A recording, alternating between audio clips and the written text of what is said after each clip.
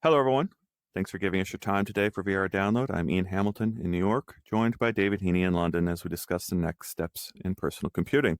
We're publishing this on YouTube on October 10th, 2024. Walkabout Mini Golf is available now for iPhone, and our show is pre-recorded this week due to some demos we need to be at. David, what do we have today? Yeah, apologies for a pre-recorded episode today, folks, but at the time this airs, I will be away trying something out. So we don't have any major giant news stories today, but we do have a lot of stories that are in themselves interesting. So we'll first talk about some meta news. Firstly, the fact that you can generate a meta avatar from a selfie. It's actually something that last week I reeled on about not being possible. Turns out it is, but Meta just didn't announce it. It's available in the smartphone app. We'll then talk about Meta finally unifying their Quest PC apps into the main Quest Link app. So you no longer need these separate apps for remote desktop and casting. We'll talk about the fact that Meta AI is now available on the Ray-Ban Meta glasses in the UK and Australia. They're finally starting to roll that out from just being a North America thing.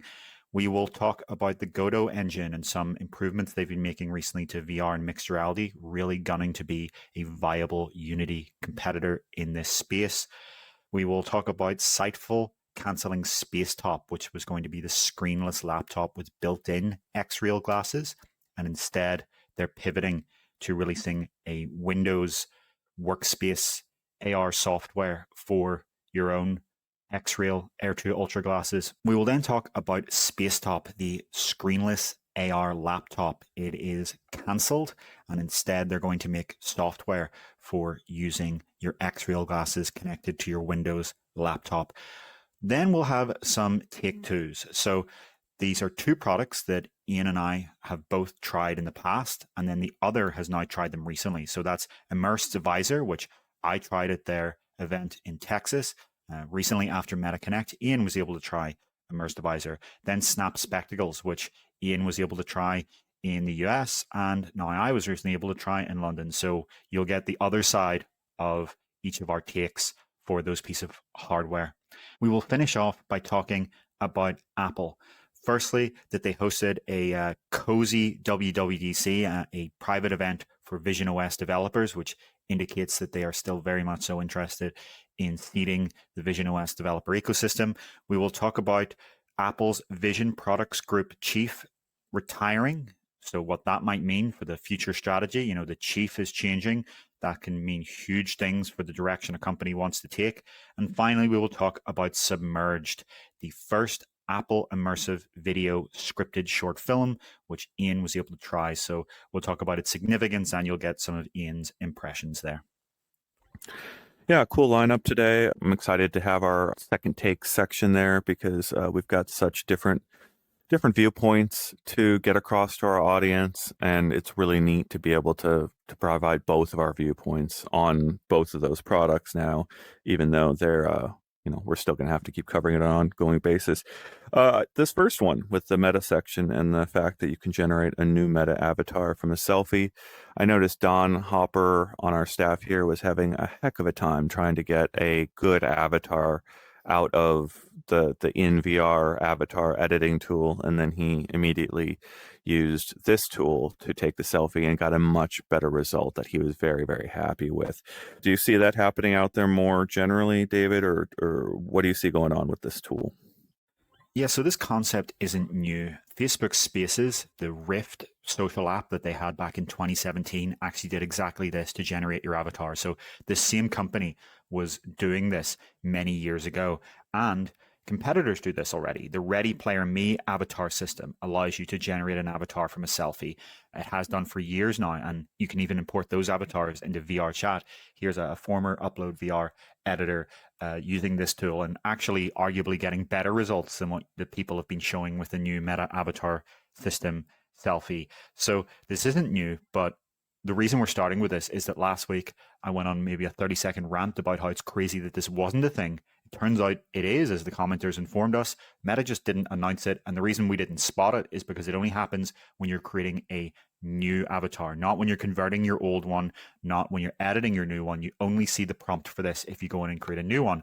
And you can now actually have multiple avatars at once, and you can save 2 or 3 or however many you want to switch between them. So if you want to try this out, go into the Meta Horizon smartphone app, go to your avatar, click to create a new avatar, and you should be prompted to do this. And as I said last week when I was asking for it, this is great because I personally don't like character creators in video games. I don't like tweaking it. I'm not an artist. I don't know how to get my correct representation from these tools. It's not my skill set. So I understand some people do love that, and all power to you. But for me, I just want something to take a picture and have it look like me. And this is great, even though it still doesn't work quite as well as it should. I imagine they will improve this in future, but I still, even when I tried this myself, needed to go in and tweak it a bit to get it to really look like me. And I think a lot of people are struggling to get these new meta avatars to look like them. There is kind of a very opinionated art style at play here, where they are going for a certain look that kind of projects onto every avatar. There's almost this kind of, everyone looks a little bit the same, as if they're kind of distantly related in some way. And I hope that as they improve this avatar system, this is a kind of a revamp, that they do allow for more differences between different faces. Yeah, something we'll watch. We've lost count now of how many different avatar systems that Meta has blown through over the years, from Oculus to Facebook to now. They've had dueling systems in the past, right? It's been a wild journey.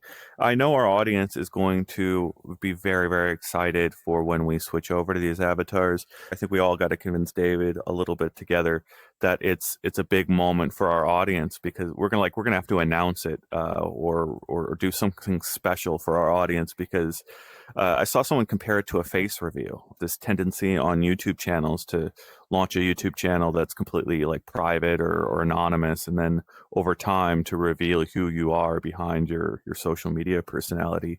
And I noticed in our comments and people talking about the same idea with the avatars we use here in this studio. So I think they're excited for us to switch over at some point, and we have to make a big deal about it. Yeah, I mean, I'm excited too. I'm convinced too. It's not that I don't want to, but as I explained last week, I write 15 or 20 articles a week. We do a newsletter, we do this show, we do all of the background research and all of the other stuff you don't see behind the scenes. We simply just don't have time to work on this studio at the moment. As I said, if there's a week where there's no VR news and no demo I'm going to and no headset I'm trying, and sure, absolutely. But until we have the time, unfortunately, we're just going to have to prioritize what we need to get out. Yep. So let's move on to the next subject here as we get through these meta section here. The MetaQuest Link PC app has casting and remote desktop built in. Big deal to have these things all in one place. David, why don't you break down what it was like before and what is now in that app? Yeah, we'd complained before on this show about the situation before, where if you wanted this basic PC functionality for your headset, right, you wanted PC VR, which was always done through this app, the MetaQuest Link app, formerly called the Oculus PC app. You would use this app. But then if you wanted to do remote desktop, just bring up a virtual version of your PC screen or spawn virtual extra monitors in Horizon Workrooms, you would need a separate app, the MetaQuest Remote Desktop app. And then if you wanted to cast from your headset to your PC, not just your web browser, but to your PC with all the advanced options that allows, you needed the MetaQuest Developer Hub, which you needed to register as a developer for, and put your headset into developer mode. So bizarre that you would need 3 different Windows applications to do this basic functionality. And to be clear, when I say need, I'm talking about the first-party solutions. There are third-party alternatives to PC VR. There is Steam Link, there is Virtual Desktop, and of course, there are third-party alternatives to remote desktop. There is Virtual Desktop again, there is Immersed, there are all sorts of other solutions that you can arrive at here. I'm just talking about, the built-in free first-party solution from Meta. So the change here now is that casting has been built into this app. So you can see this button here.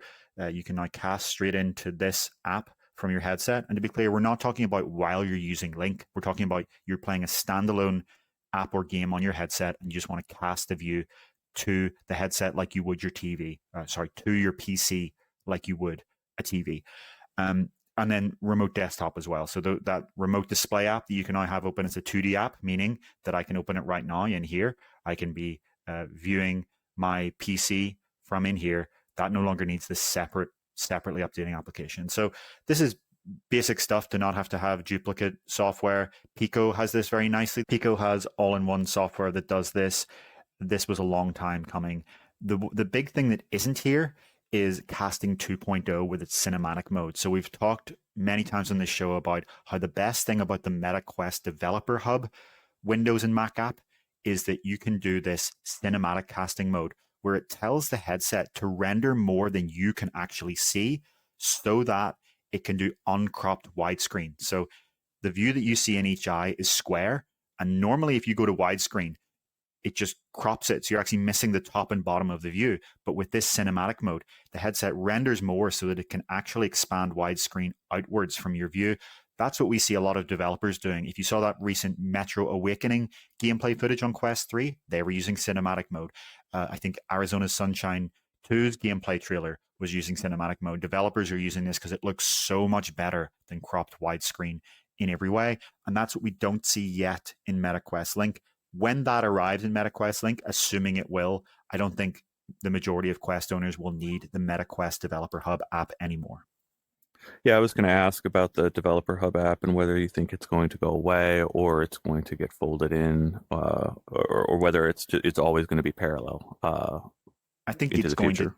It has a bunch of features that make sense for developers, right? That I don't think in any way it's going to be folded in. I just think the situation that has been up till now, where you needed it as a consumer, which is ridiculous, is no longer going to be necessary, right? Power users will no longer need it because they'll bring more and more of that into this one app. And I guess we'll see it be renamed soon, right? Because everything's getting renamed from MetaQuest to Horizon. This is probably going to be named Horizon Link or something like that. What I get scared of, or what I think about long term, I guess something we're gonna have to watch is as Meta transitions to what it calls a more open ecosystem, what it claims is a more open version of its software stack, is the side quest ability to load unknown sources, load unknown games into your experience. I'd be curious if that gets eaten as an Oculus only transfer solution, or whether that's always going to be free as well. I mean, I don't see a technical reason or a strategy reason to do that, right? So SideQuest uses ADB to sideload apps, and that's something that's just fundamental about developing for Android. It would be very hard to kill that without also killing features that developers absolutely completely rely on. And there's no incentive. And in fact, we're seeing the opposite happen, where unknown sources used to be this toggle you had to go up to as a filter, and now in the Quest library, it's one of the first party tabs. Now in the Quest library, it's one of the first class tabs, right? You have apps, worlds, and all, and unknown sources. So it's actually easier to get to unknown sources now. I think this narrative that any day now Meta's going to come and kill unknown sources, it's been there since Oculus Go launched, this narrative, and I just don't see it happening because it's so useful for developers. Mm-hmm. Well, it doesn't have to be that black and white, is I guess what I'm saying, is it can be a gradual process. I've seen this happen in the past where things that were open slowly get closed over time, and it's a very gradual process. I'm not saying that's going to happen. It's just something I'm thinking about and something we'll watch into the future. Sure.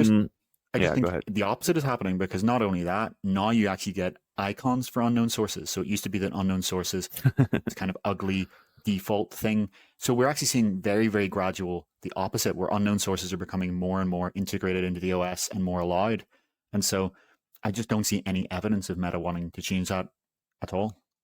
Yeah, makes sense. Very, very good point there on the overall direction there. I think we're going to have to see how things land on the ecosystem. It seems like the fact that we haven't heard about Android XR right now suggests to me that there may be discussions at the highest levels between Google and Meta to try to work out exactly how Android continues here as a singular platform for developers while still serving such vastly different audiences, right? You've got to serve all the phones and all the devices that are related to phones that all use Android and ADB in various ways.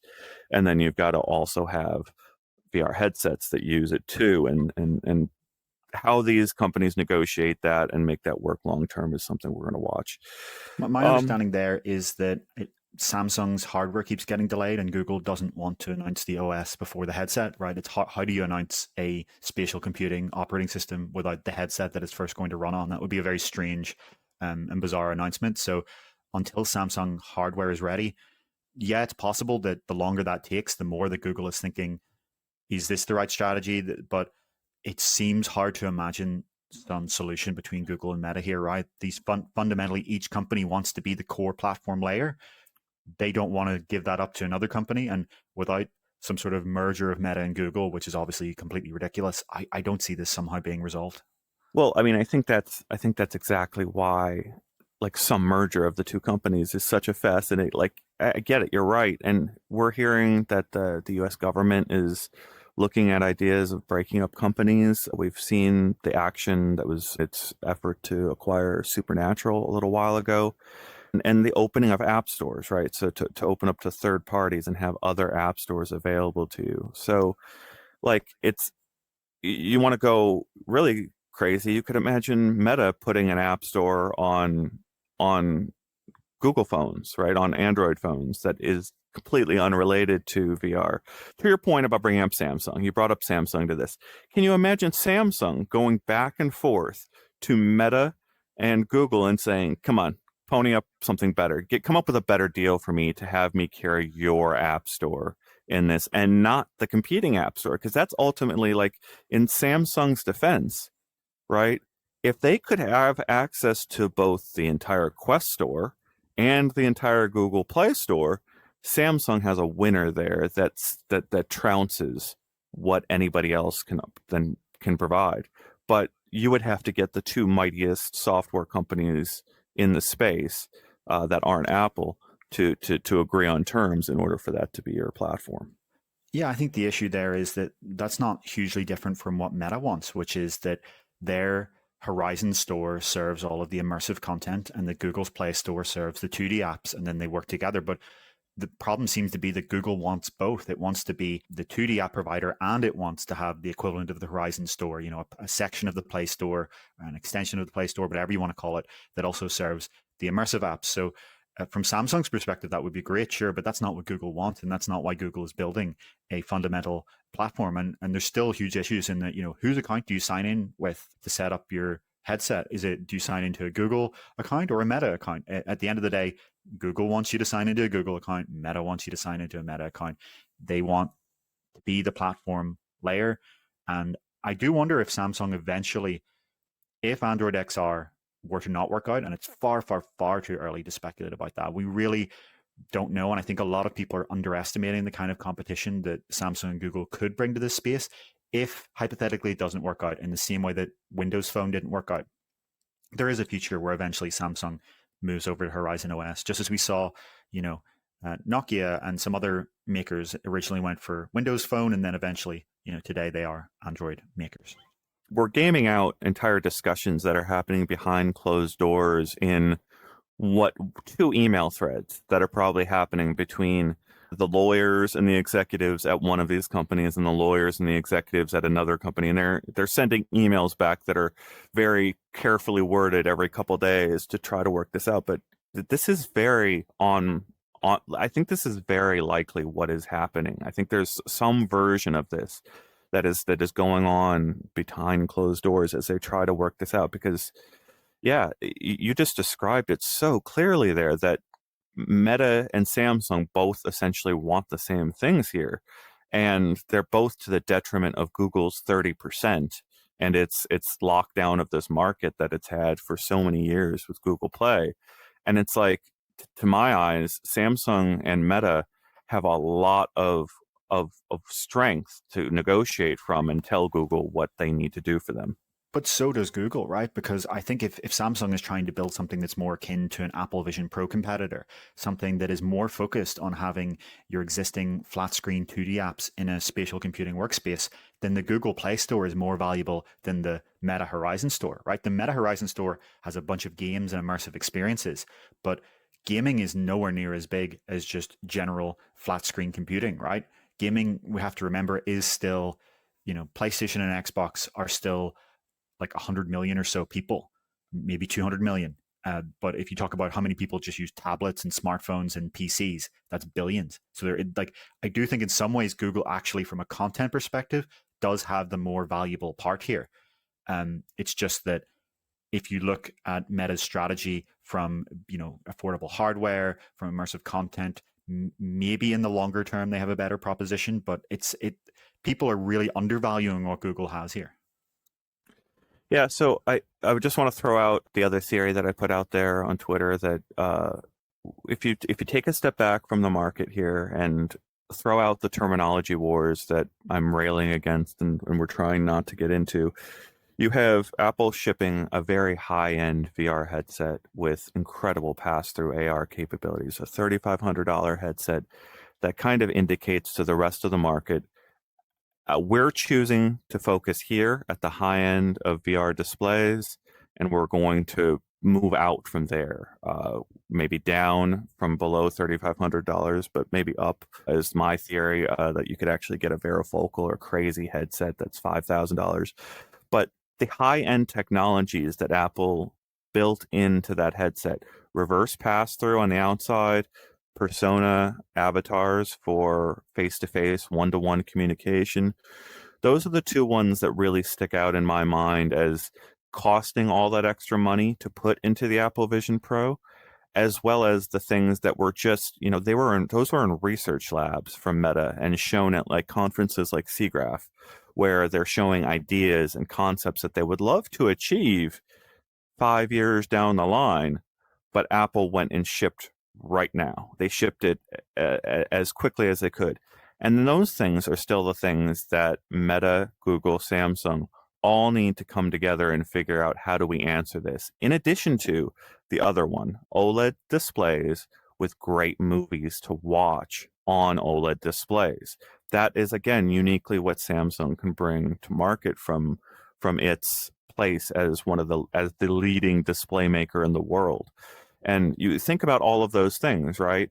What is the software to allow you to get to all of those places? Reverse pass-through, personas, and 3D movies. How do you get those three things on Horizon? And how do you get those three things on Android XR? Yeah, I don't think Meta is unable to do this, right? When the Vision Pro came out, the executives were clearly saying, we could have built this if we wanted to. It's just we don't want to release a $3,500 headset. And I don't think Apple's going to go up. I want to say that again. Like I said last week, I think Apple's going to go down. I think Vision Pro is going to be the most expensive headset we ever see Apple reveal in anything for the foreseeable future. Because the market size is not there, right? For the majority of people, it's a ridiculous price. There's a couple of 100,000 that they're selling, and that's it. That's not, you can't build a platform off that, right? Developers build for a market that exists. That's the problem with the idea of having a high-end only platform. It's the same thing that in some ways happened to PC VR. It doesn't matter how amazing your hardware is if there isn't a big enough market size for developers to want to build for it, if you need new content. Now, where that does work is bringing in existing content, like, as you say, 3D movies, like 2D apps, which again is the Google proposition that Samsung can build on. But, for Meta right now, their focus is on how do we grow this from being 20 or 30 million people to being 200 or 300 million people. And it's just a complete opposite direction. And so maybe these companies are able to stay in completely different segments of the market, right? Maybe Meta keeps focusing on the low end, and then Samsung and Google are just kind of giving you an Android Apple Vision Pro that is high end, $2,000 or more dollars, and just does the same things as Vision Pro in this sort of still high end price point. I think the next headset that Apple needs to make needs to be to the lower end, but I think you're being too small in your thoughts about how big the VR market could be if you don't think that there's a space above 3,500 for standalone. Look at the iPad. You've got the iPad Mac base model at 300. You've got the iPad Air at like 600, and then you've got like the iPad Pro at 1,000. That's where a price range for starting. That's where a price range for a product line starts. And to be clear, Vision Pro already, it starts at 3,500. If you want to go up in the tiers, you can already go up to like, what is it, 42, 4,500 if you want to get the 1 terabyte model. The only other product that Apple sells that is in that price point is Macs, and they are selling those. That's Mac Studio and the absolute maxed out MacBook Pro that people are using to run their entire businesses. These are creation tools. These are literally their work in a product, not just a consumption tool. We've exhausted our discussion on this. We need to move on quickly. We're probably one of the few places that this audience can look to see people who believe in VR and like the potential of it this as big as we do, right? And we've talked about this show for years being the future of personal computing. Like this is what we're painting here. And you compared Vision Pro to iPads. You have repeatedly compared its capability set and where it's targeted as like an iPad replacement. But Apple has been 100% clear that this is a full suite computing platform in the long term. But they say that about And the iPad Pro as well. They call the iPad Pro a computer that, and they have the same limitations that mean that for most people they aren't, right. Like they are not you can't build a Vision Pro app on a Vision Pro. You can't build any app on a Vision Pro. You can't run proper video editing software. You can't run, the full Photoshop. This is still very much so a iPad replacement and bedroom TV. It's like a portable TV, a portable monitor, an iPad. It's this kind of category of product. To do serious computing, you still need to bring along your Mac with it. So you can't charge a Mac price for something that people already need to add on to their Mac. I just don't think, look at the even iPhone Pro, look at the iPad Pro. There is no other product but the Mac, a creation tool that is able to charge the kind of prices Vision Pro does. I'm still a big believer that VR headsets can replace cars. If you go back to Mark Zuckerberg's comment a long time ago at MetaConnect, he paints this picture. It's one of the most important speeches I think he probably ever gave, where he got out in front of everyone and said, if you're stuck in traffic, you think this is the best that life can be, you're not thinking big enough. And I think when you look at Vision Pro, you see Apple thinking big enough about the platform opportunity, right? They canceled the car and they shipped the VR headset, and VR headsets transport you anywhere in the world instantaneously. It's the very home of the OS, is to do that transportation to a location in fully immersive VR. And I appreciate David always like you're always contextualizing that the software isn't there to deliver on that promise, but I'm still arguing the promise is still there long term, even if we won't probably get there on this generation hardware. Let's move on to this third subject in the Meta section with Meta AI, available now on Ray-Ban Meta glasses in the UK and Australia. Yeah, we definitely went off topic there. That was very much not the meta topic, but that's why people watch this show. In many ways, we dig into some deep stuff, even if it's not there on the topic list, and talk about the things I don't think people are going to hear on any other show. This is a very quick topic. This is something that if you were an owner of these in the UK, like me, or Australia, you were missing out arguably the biggest feature. And it's interesting that Meta executives admit this, right? You see Andrew Bosworth, the CTO, or Mark Zuckerberg, the CEO, ask, like, what's different about these glasses versus the previous generation? And they're like, well, the number one thing is Meta AI. But you only had that feature in 2 countries, the US and Canada. So what does that say to your product proposition everywhere else in the world? And obviously they had, hid behind reasons like, oh, well, the EU's regulation means we can't. But the UK and Australia aren't in the EU. And so obviously Meta has now, gone through the regulatory checks there and made sure that this was something that is okay to ship. So the Meta AI is now available in the UK and Australia. However, the visual component of this is not available in the UK. It is in Australia, but strangely not in the UK. They obviously are checking again. To be fair to Meta, there is deep regulatory uncertainty about this kind of thing. ChatGPT just went through the same thing with their advanced voice mode. They released it everywhere except the UK and EU, and people were saying, well, why not the UK? It doesn't have the EU's AI Act. And so then a few days later, they released it in the UK. I think maybe someone forgot that the UK is not in the EU there. But there are real regulatory concerns here. There isn't clarity from regulators yet about what exactly is going to be allowed, and what 2 years later are we going to get a 5 billion lawsuit for something that you didn't even make clear was actually, illegal. That's the company's perspective, to be clear. That's what they're thinking about when they're doing these things. So you can't ask about what you see yet in the UK. You can in Australia. For now in the UK, it's just the voice-to-voice part. Yeah, I don't think we'll spend long on this. I appreciated David's qualification there that it's arguably the biggest feature, because I use I've got 3 pair of Meta glasses now, of these generation of glasses. I've got sunglasses, I've got the transitions I bought for myself, and then when I went to MetaConnect, they handed me one of the see-through ones. So to be clear, I bought those for myself, the first 2, and then they handed me the transparent ones.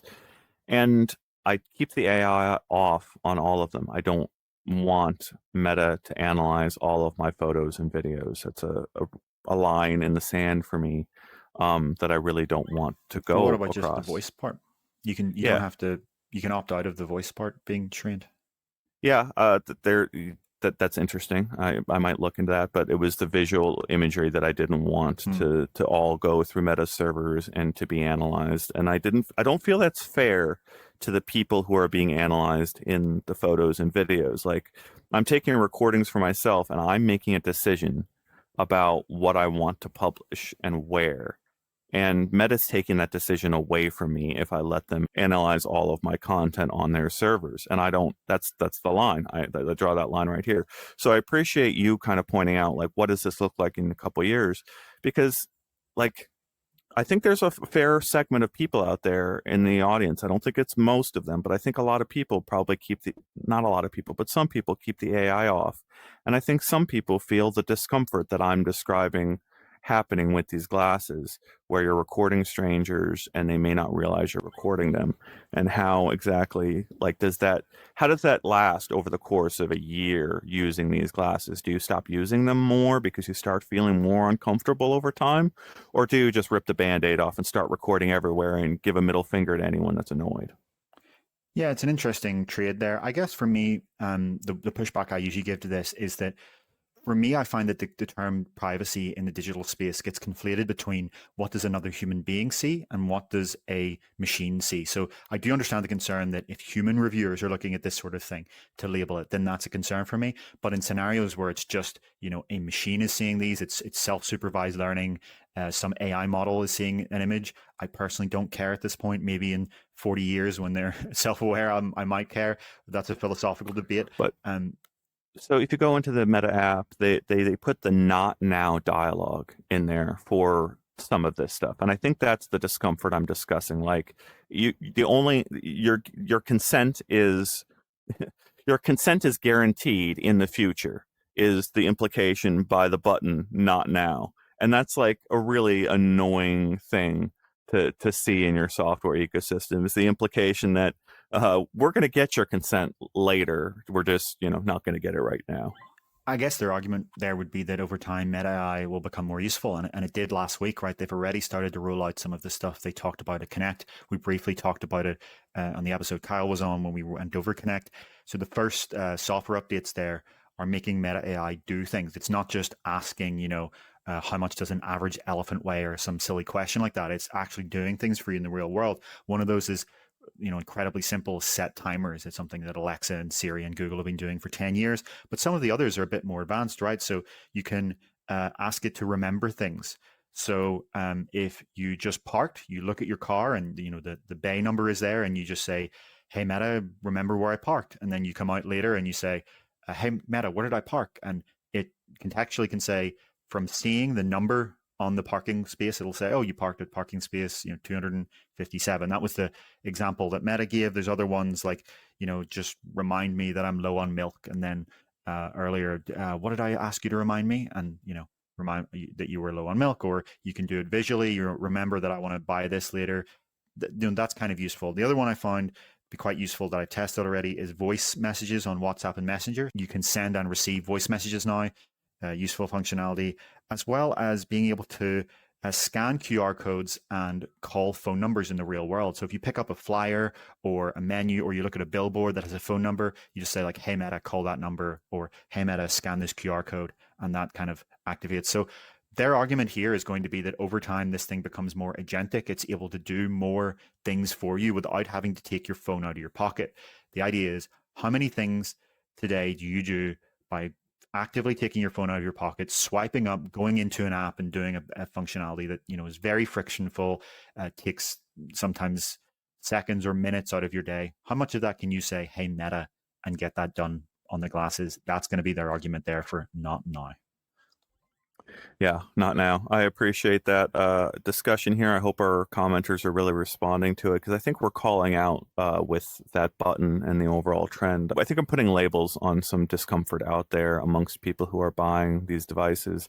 Yeah, so I think we should move on to this last subject because it goes full circle on the earlier discussion we were having about why the Apple Vision Pro feels like an iPad more than a full computer. And I think one of the things that Meta is proving out here with this last subject is that even at $300 on the Quest 3S, you have a personal computer on your face that you can put an entire game engine inside. So, David, why don't you break down this fourth subject here with Godot? Yeah, you mentioned the background context there that we talked about a few weeks ago, that this engine now runs on Quest, and we've seen some incredible prototypes made with that, and developers, doing tweaking of their game on headset. As you say, there are going to be a bunch of teenagers that get a Quest 3S for Christmas this year and start playing with this and become the game developers of the future. So that's very exciting to see. But alongside this, Godot has been sharing some of the recent core tech updates they've made to this engine. And a lot of this, they say, builds on the funding that was announced earlier this year from Meta. So Meta, is seeing, I think, that they've been far too dependent on Unity over the past decade, that's a worrying dependency. And they're saying, here's this open source competitor. We're going to fund people and give some engineering resources, et cetera, to get this to be a real first party competitor. So developers not using this and going, oh, well, the support for this feature or this feature for VR isn't quite where I need it to be. They want to make sure that that's just not an issue. And so you can go to uploadvr.com and read the full article for the technical details of that. We're not going to go into the deep today, but I'll just list off some of the things that they've made improvements for in the past few months. So they have improved frame timing for a smoother experience with less judder, standardization of see-through and pass-through AR. So if you're building for a see-through device, be that Magic Leap 2 or something, it's not a fundamentally different developer experience anymore for building for pass-through. Standardization of hand, face, and body tracking. So you no longer need to use proprietary APIs for that. It's all just OpenXR. Improved Vulkan foveated rendering. So that's good for performance. That can be fixed foveated rendering on Quest headsets or dynamic foveated rendering on Quest Pro and some other devices. Improved WebXR support. Yes, you can build for WebXR in Godot. Then there are some meta specific improvements, which are directly from this funding, as well as the other stuff is partially from this funding. That improves enhanced pass-through and hand tracking support for the features specific to Quest. Composition layer support, what Carmack used to call time warp layers, where you get these really high quality 2D panels. Scene discovery and spatial anchors, all of that mixed reality support of bringing in your scene mesh and having different objects like tables and windows labeled. Spatial anchors, so you can anchor virtual content to a specific place and in theory not have it drift if you're using a spatial anchor. New and improved XR device support, so that's Pico 4 and Magic Leap 2 are supported. And they say what's coming next, what they're working on for the next big update is moving rendering to a separate thread, which should be significant for performance. Logitech MX Ink support, Logitech's tracked stylus for Quest headsets. They're going to support that in Godot. And HTC has sent them headsets, their standalone headsets, Vive XR Elite, and their Focus headsets, so that they should support HTC standalone. So they are really going all out here to try and make this engine a real viable competitor to the fact that 90% or so VR games and apps today are built in Unity for Quest. So we've talked about the main features of Godot here, and that's some big updates to consider over the next little bit. I like David bringing up again there that we're going to see a lot of Quest 3S owners here, $300, going into this engine and becoming the VR developers of the future. I think a lot of longtime viewers have been waiting for this to happen and are very, very excited to see those creations, those native VR people actually building in VR and the kind of magic that is going to come from that. Let's move on to this next subject here with the Sightful Spacetop. I kind of saw this one coming a mile away, though, David. Was this a surprise to you? What's going on here? No, and I think a lot of people saw this one coming. So if you weren't familiar with this, Spacetop was going to be this $1,900 screenless laptop with Xreal Air 2 Ultra glasses built in. So they were literally attached, and then this would fold down instead of a screen, giving portability advantages. And it was going to run, Spacetop OS, which would basically let you spawn web windows and do the spatial computing we've talked about in visionOS and Horizon OS, but on your Xreal glasses with a the compute and battery all happening in here with the keyboard. So an interesting idea, but when you think about it, these things are $700, so you're basically spending $1,200 for a laptop that you can't use in any other way, that is basically a Chromebook, and doesn't give you these other features. So it doesn't make a huge amount of sense from a value perspective. Had they been able to get this part down to $200 or something in some magic universe, then maybe this makes a lot more sense, where you can then even say $300. So then the whole thing gets to $1,000 when you include the built-in glasses. That maybe starts to make sense, but at $1,900, it really doesn't. So they've canceled the hardware. They say they're going to refund the deposit of everyone who's placed a pre-order. I don't have any reason to disbelieve them, but we'll track that and make sure it happens. And their new strategy is that they're instead going to make software for Windows laptops with NPUs. So you'll have your existing Xreal Air 2 Ultra glasses that you buy for $700 from Xreal, and you can use with your other devices, your Steam Deck, your phone with the right adapter, etc., etc. But then when you plug it into a Windows laptop running this Spacetop software, they will give you this spatial computing interface where you can place separate Windows applications separately like this. You're not confined to a screen paradigm, they say. It really is spawning separate Windows applications. And when I said a second ago, laptops with an NPU, that's what they say is the reason for this shift. So if you're not familiar with what that is, it's a neural processing unit. It's what we find in all of these headsets, right? Your Quest has one that the tracking runs on. Apple Vision Pro has one that its tracking runs on. And so Sightful are claiming that because laptops are getting NPUs now for AI reasons, so that they can run all of these AI models locally, they think it's viable now to run the tracking on a regular laptop without compromising battery life and performance, instead of needing a dedicated one. Now, that is, their claimed explanation. And if you don't know what laptops that would support, it probably wouldn't be the laptop you own today. It would need to be a laptop that has a Qualcomm Snapdragon chip, an Intel Core Ultra, or an AMD Ryzen AI. So Microsoft brands these PCs as Copilot Plus PCs. So any laptop you see that has that branding would be able to run this Sightful software. Yeah, I'm trying not to become radicalized against AR. We've got two stories coming up here with our Take Twos section coming up here that I see as related in the same way, that I'm tired of seeing projects come to us that aren't ready, that are just far off, that we saw the idea and we gave them air on our channel, on our website, to give them the chance to express their idea that they're intending to do this. But I think that the period for also ran efforts in this space has passed. You need the backing of a major technology giant, or you need to go purely open source in some way in order for you to ever have a route to market. You've got multiple efforts at different ends of the spectrum that I'm discussing. You either go and grabbed a really big partner, or you tried to do something that was basically open source in a different configuration than we ever had before. But I'm really getting radicalized a little bit by these discussions and the confusion out there, where these see-through glasses with a laptop are so much less interesting than a VR headset with a laptop. Yeah, you're absolutely right. And the reason, just for our viewers that aren't sure what we're alluding to here, is the field of view. The field of view being the Achilles heel. What you see in this concept image is not what you would really see if you were this person. You would see a slice of this screen, and as you pan your head around, you'll see slices of the other screens. At no point would you see all of these screens, and in many cases, you may not even see the entirety of one of the screens at a time. That's the field of view we're talking about here. This is the fundamental problem with transparent AR, and it's why Meta's Orion glasses were so rightly praised for showing a solution to it, albeit not a solution that could be manufactured anytime soon at scale.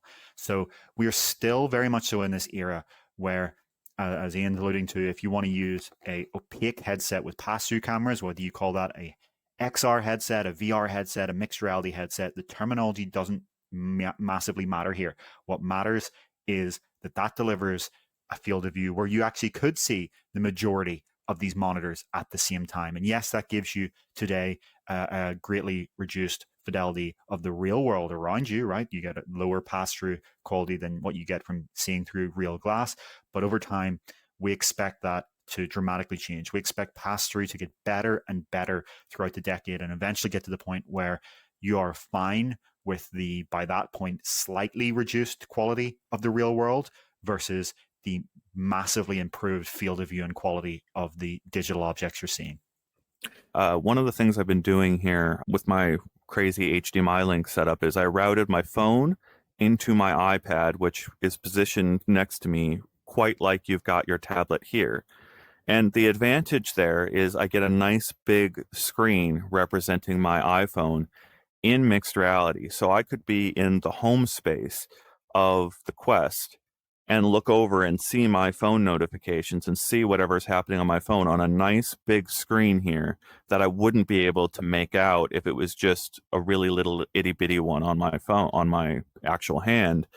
And then anytime I want, I've got it on a splitter to bring into my headset directly in full resolution. So I have this as my background sort of iOS notifications. Everything that's happening in the Apple ecosystem is on this tablet that's sitting right next to me. And it's visible out the corner of my eye in mixed reality on a VR headset. So if you send me a new notification in Slack, I see maybe a little change out of the corner of my eye on this nice big screen here. Or I go into whatever VR app I want with the same digital display hovering next to me. And now I've moved along on this journey where I've brought my phone into every portion of this headset with me in the right ways. And that keeps me in headset longer. Like that's going to give me legitimate reasons to spend 2 to 3 to 4 hours in a headset where I simply would not even attempt it because of all the dinging on my phone. I'll talk about it later in the show, the dinging on your phone being a massive reason to leave the headset all the time. And one of the reasons we leave the headset all the time. And it just, I don't know, the alternative view where you've got an AR floating 1080p window that's semi-transparent because it can't represent black feels like such a false start compared to what I just described, where you could have 3 displays all around you and the one in the periphery is catching your eye all the time. We ready to talk about our hands-on here or anything else to talk about here? Yeah, I just think you're right on both those points. Just want to echo what you're saying. Not only is the software of these XR, mixed reality, VR, whatever you want to call them, headsets getting better and better to allow this stuff to be more practical, even when you're in a fully immersive VR environment. But as you also point out, the problem with transparent optics is that they can't even do full opacity. So your content is going to be this kind of translucent. And that's why Meta uses this very interesting term holograms. It's not really a holographic display. They're using that as a kind of like a marketing and public awareness term to mean the transparency of objects that are rendered in transparent AR glasses like Orion versus the opacity of digital virtual objects that can be done in a Quest headset. Yeah, I'll watch. I appreciated you calling out holograms there. We'll have to watch that space. See how many times Mark Zuckerberg uses the word hologram in the next 2 years in every interview possible, and then watch him name the product the Meta Holo or something like that. Like that's exactly what they just did with Meta itself. He used the term metaverse for about 3 years, 2 to 3 years in interview after interview after interview, and then said, "Surprise, we're Meta now." I would love to. I can imagine them trying to do the same thing here with holograms. Let's talk about these Take-Two impressions. So, as David introduced here earlier in the show, I got to go hands-on with the Immersed Visor right after Connect. David had tried out it the week prior to that. And then he also went and tried out the Snap Spectacles, which was the reverse of that, where I tried it out before you, and now he has tried it out. Let's talk about Immersed Visor here first. Do you want to give any facts here about Immersed Visor to let people know the background here before I talk about what I saw? No, I guess the only thing I'd want to say is that as we've published on UploadVR.com, since your demo, they do claim they've solved some of these issues, and they posted what I told them to do in my demo. I said, just post a video of a screencast of you using the headset, unedited, just show us you using the OS. And they have, to their credit, shown that. Now, We don't know if it's real. We haven't tried it. We can only say that they've shown what they say is that. But what you're going to discuss now is what we have seen. And as far as we're aware, no other kind of press or reputable source has actually seen any build nearer than this in like a public demo that we are aware of at this time. So this is, as far as we're aware, still what they have shown off publicly versus what they've shown coming from their own internal lab. Yeah, so I've got an article up on UploadVR.com. You've got a 3-minute video there, almost 3-minute video shot on the Meta Ray-Ban glasses of a portion of my demo. It's a very, I think if you go watch that video, it's very eye-opening to see Renji, to see the demo yourself, to hear him explain these answers and try to give an explanation of where they are. So, yeah, like I said, I was at MetaConnect. I was intending to leave MetaConnect on a bus so that I could write for 8 hours again, just like I had done on the way into MetaConnect. I was going to go on the bus. I took the seat next to me, set up my station on the bus so that I could write for 8 hours, going back away from Connect. And then Renji at Immersed said he was going to be at Connect to offer a new demo with new things to show off.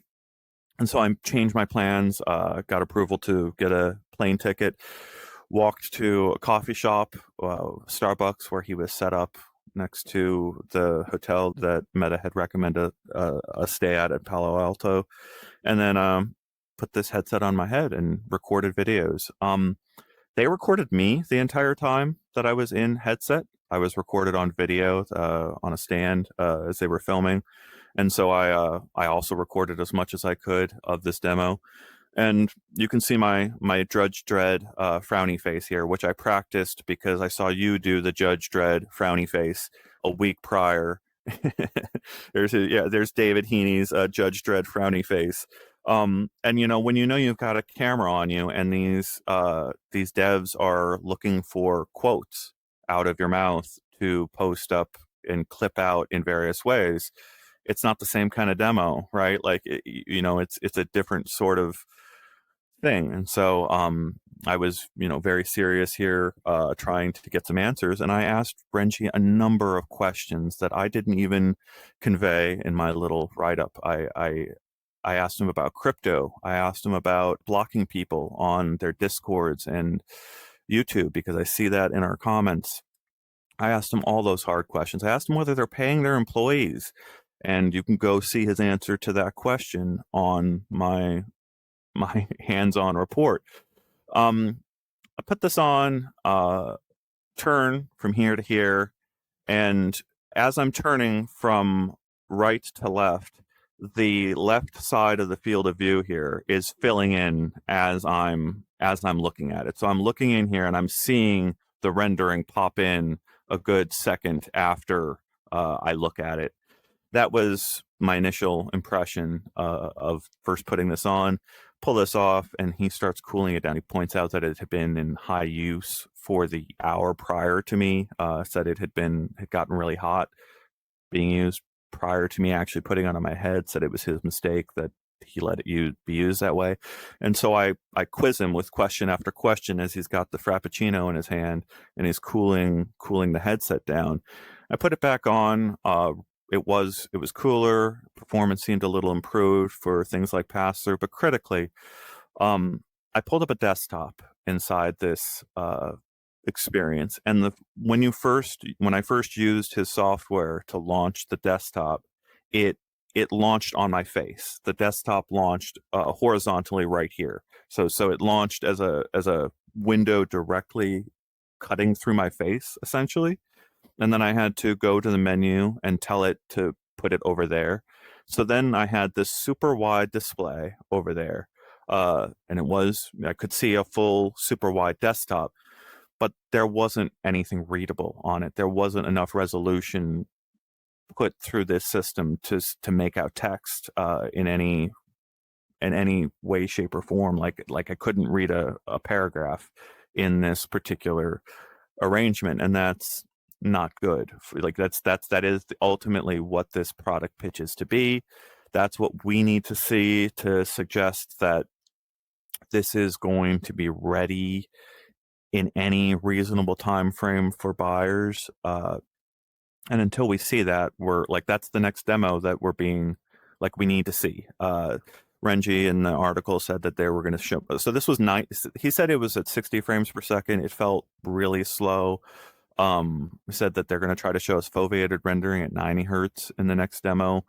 We'll see when that happens. I put this big note. So if you go read our article, it'll be linked down in the description. Go to this comments section, and I think it's really interesting what's happening in our comments section. And I want to appreciate our commenters, our community here that we have on VR Download for UploadVR, as well as our VR Gamescast, as well as the community of members I'm seeing pop up on that article. You can see a minority of people in those comments giving a lot of giving the company line, so to speak. Immersed fixed that already. You can see that a couple times in the comments of this article.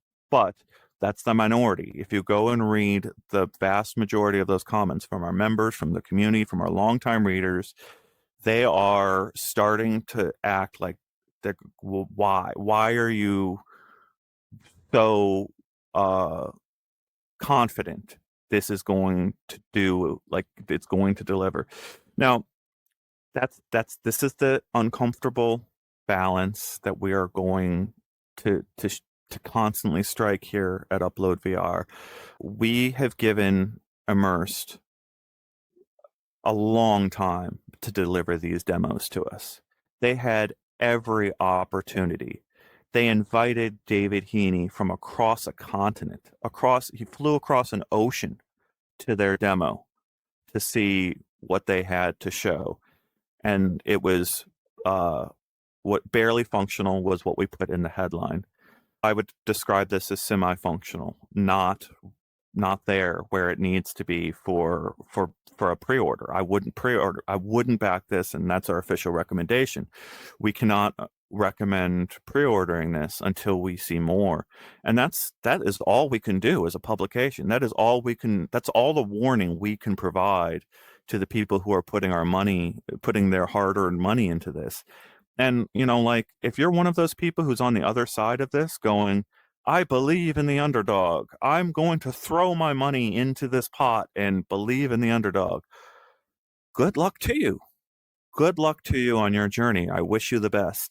And when we get those demos that show us something more, we're going to report it as fairly as we have tried to report this out. All the kudos in the world to David Heaney for being absolutely the most professional he possibly could have been, to fly on 6 planes, 3 planes to the United States, 3 planes back to the UK, and to only get this barely functional thing. And then I redid my whole travel plans to go try it again. And I understand the empathizing with Renji as well. I understand empathizing with Immersed and the effort of, like, how one of my questions in this demo was, what was it like the last 6 days for you? What was it like? Because I empathize with that at some level too, right? Like, you just had this entire event, you threw all your resources behind having all these people there, and it didn't work. Like, holy crap, that must have been an awful time for him. But that doesn't balance out with our recommendation of whether you go and pre-order this thing. Yeah, I think that is a very balanced overview there, where we can only talk about what we have been shown. And it's so perplexing to me that, this demo happened right after MetaConnect. And so the Immersed's position here is that the reason that the performance was bad and the overheating was happening here is that this didn't have foveated rendering running, eye-tracked foveated rendering. So this was trying to run all of these pixels at once, render it all, and that was obviously just bringing down the frame rate, increasing the heat. And then a few days later, they claim that this is fixed now. And so they have this video that they show of the operating system and demonstrating everything. And it's like, for me, why not just wait that few days to demo this thing? It just seems you're so eager to demo a broken product. Just wait. Just don't try to rush everything so quickly. My impression of Immersed from here is that they're trying to do hardware at software pace. And sometimes that just isn't possible. There are realities here where hardware is hard and it takes time. And if this had have all happened 1 month delayed, think of how different this could have been, right? Instead of trying to do, immersed IRL at the start of September, do it in late November or do it next year in March or something like that. And then you have a fully ready product to go. You can demo it on stage. Everything can look polished. And then you can give real demos. Or why not, instead of doing this demo, wait another week and say, hey, look, we'll, fly over to California where most people are and meet you all at this one location and do a big demo. It just, we are not, dogmatically against this thing. We're not trying to put some position here. If we are shown a demo of this thing working functionally and we're able to go in there and use eye tracking and hand tracking in a foveated rendering scene and it doesn't overheat and it feels comfortable and it works, we will tell you that. We will come here and say, look, they've made a real thing. That doesn't mean they can mass produce it, but this is a thing that is real in at least this pre-production prototype and could, at this point now, be on the path to becoming a product. And until that time, we just can't. And just one small note here that's unrelated to all this. If any viewer is wondering why does Ian's look different than mine, Ian is doing this demo without the optional front plate. So this front plate is purely aesthetic. I really like it. Actually, the one thing I want to just say about Visor is that I love the industrial design. I speculated that some of the darkness of Vision Pro's pass-through might potentially be due to the front plate, and I wonder if an A/B comparison of on-off with the pass-through affects this, but I think some people will be willing, because this is a headset that you could wear on a plane and train without feeling a little bit self-conscious, I think. If it functions. If it Yeah, of functions. course, yes. Yeah. So we will keep an eye on that. I want to call out Big Screen Beyond, I guess, before we move on to the Snapchat spectacles, because I returned from this conference, I returned from this demo to find that Big Screen Beyond had supplied me their audio strap, which is now shipping in numbers. And I need to call out Big Screen because it's very clear that Immersed has modeled itself on the path that Big Screen has laid. Big Screen has built out a similar process here, where they built up a Discord where they're seeding hardware to trusted people and then getting feedback. But what we did, if you go back into our archives and see the way we did it, Big Screen sent me one of their headsets. And I was getting ready to review it. That we had this long conversation about hardware and all these things, and when they were going to ship it, and telling them like, okay, well, we need hands-on. And I did one of these. I went out to California and I put on an early Big Screen Beyond, and I wrote about that experience for our audience, and I made it crystal clear that that's what I did. I went out early and saw another one. And then a whole bunch of time passed, and they sent one to me when they said that they were ready. But here's the thing that happened that it didn't quite make it into my article. I got ready to review it. I was setting up my base stations again. I was getting ready to get everything ready to review this. And Darshan is like, don't actually use that headset. We're sending you another one. I'm like, what? I'm all set up here. He's like, oh no, we're going to send you another one. So clearly something happened to the model that he was preparing to send me, and he's like, that's not actually what we intend to review. I got sent an entire second device. That's the one that is in our initial review. That's the one that informed my description. Like everything that I did. That was the early one, the early demo, right? You're muted now. But yeah, that was the early demo, and very same design overall. But I think that background is important here to give people the sense that we're not trying to pull the rug out of anyone out there. Like we're giving them the time and the space to deliver what they intend to deliver to us. And that was true of Immersed, that was true of Big Screen. And you can see here with this big giant audio thing on my head, they've got this new audio strap that is it's as thin as the headset itself. And when you put this whole package together, Big Screen is trying to deliver this small itty bitty little thing that is in a completely different category. We've noticed some commenters out there returning some big screens beyond big screens. I noticed some people saying they've had problems with getting multiple units sent to them to try to get the right unit. I've seen some people say it's not the right fit for them. We'll have our discussion of the audio strap on UploadVR.com very, very soon. But I wanted to give that backstory context here that I got sent 2 of these headsets and I just put the first one down as soon as they told me. I hadn't even really gotten it going. As soon as they told me there was something new from them to assess, I assessed that. And we'll do the same thing with Immersed. And honestly, that's if they really wanted to follow Big Screen Beyond's system, that's the way they should do it. Is ship these out when they're done. Like that was what I told Big Screen I expected out of them, and that's what I got. Was they shipped it to me when it was done. And David pointed out during his segment that they're working at software speeds, and that's not, you can't do that unless you're Meta, it seems like, because of how difficult that is. I think it's time for us to move on to I the would Snap just say, Spectacles soon, right?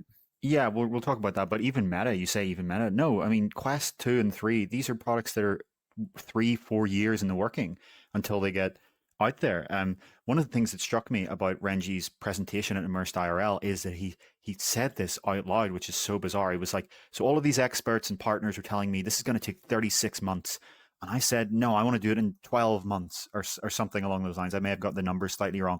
And it's like, do you not realize that this is the problem, that you're trying to do this all too quickly? And like, I just don't understand that. Hardware takes time. Yes, if you're in China right beside the supply chain, there are Chinese companies that can do this a lot faster. If you're not, even with these partners, especially if you're a startup that's going from software to hardware for the first time, sometimes it's just going to take time to do these things.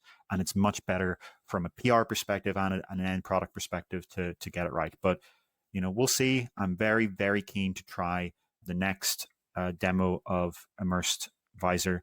If they can just show us the demo that they uploaded, that video of going through the OS, if they can show us that, that would go a long way, wouldn't it?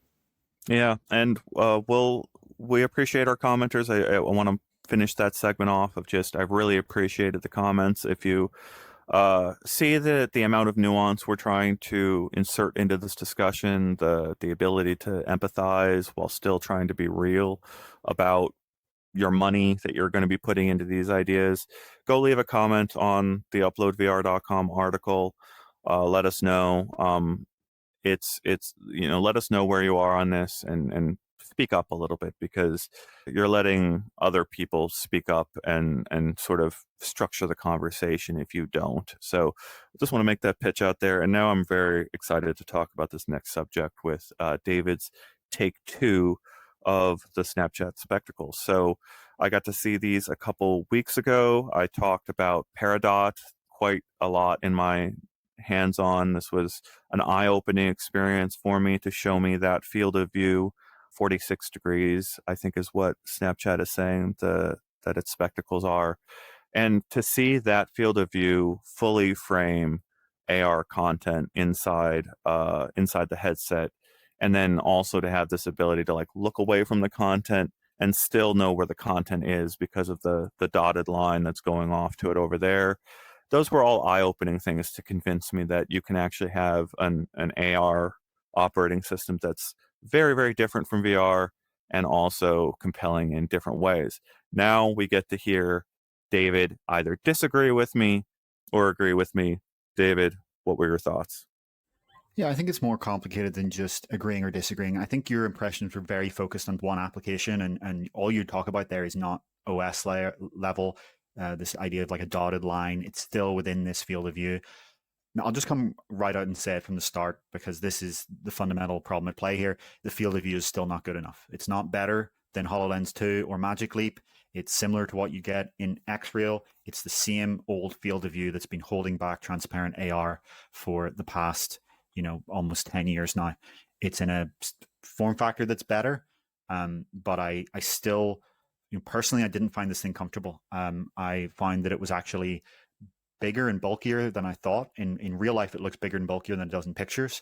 It was the weight at over 200 grams is at the point where it was actually pressing against my head and didn't feel good. That said, the hardware is not the impressive part here, and this is just a developer kit. And the hardware doesn't need to be perfect yet.